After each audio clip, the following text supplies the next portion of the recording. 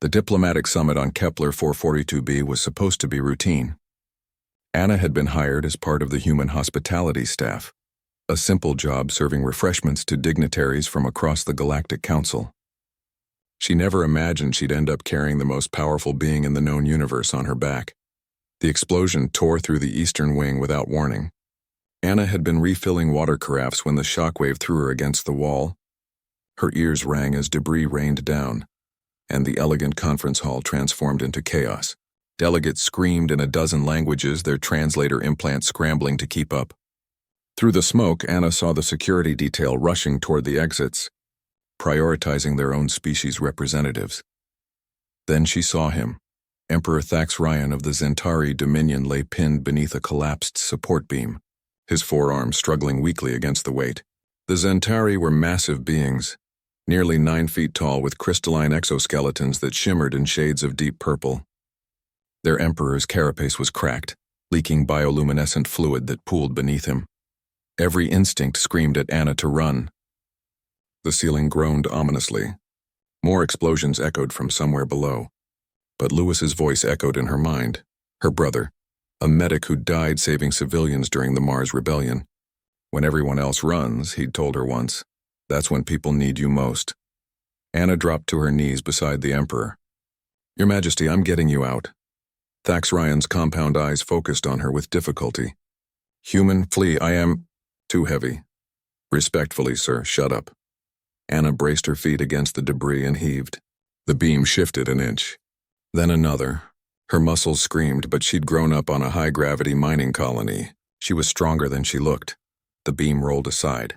Thax Ryan tried to stand, but his lower left leg buckled, shattered. Anna didn't hesitate. She ducked under his massive frame, wrapped his upper arms over her shoulders, and stood. Her knees nearly gave out. The Emperor weighed at least 400 pounds. This is impossible, Thax Ryan whispered. Your species, too fragile. Tell that to my deadlift record. Anna grunted, staggering toward the emergency exit. Each step felt like her spine might snap. The Emperor's bioluminescent blood dripped onto her uniform. Behind them, another section of ceiling collapsed. What Anna didn't know, what she couldn't possibly know, was that the attack had triggered every security protocol in the galaxy.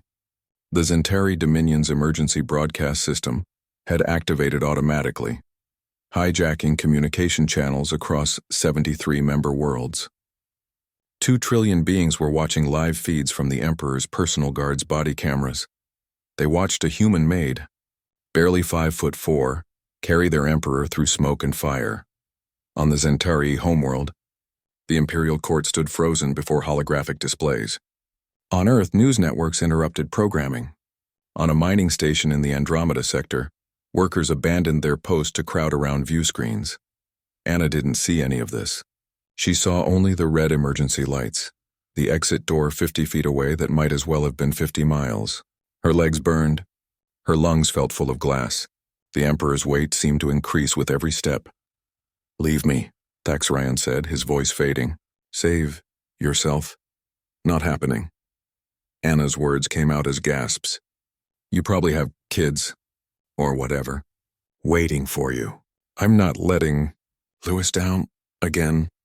She didn't realize she'd spoken her brother's name aloud, didn't see the Emperor's eyes widen with understanding, the universal language of grief and duty.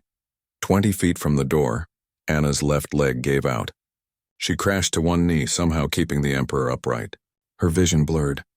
The heat was unbearable. She could hear structural supports failing above them. Get up, someone screamed. It took Anna a moment to realize it was her own voice. She thought of Lewis, pulling colonists from a collapsing habdome, making trip after trip until the structure claimed him. She'd been off-world when it happened. She never got to say goodbye. She wouldn't let someone else's family suffer that loss. Not today. Anna surged to her feet with a roar that seemed impossible from her small frame. She covered the last 20 feet in a stumbling run, crashed through the emergency door, and staggered into open air. Medical teams swarmed them immediately, but Anna refused to let go until the Emperor was safely on a hover gurney. Only then did she collapse. She woke in a medical bay 2 hours later. Lewis, the facility's human liaison officer and coincidentally sharing her brother's name, sat beside her bed, his eyes red. Anna.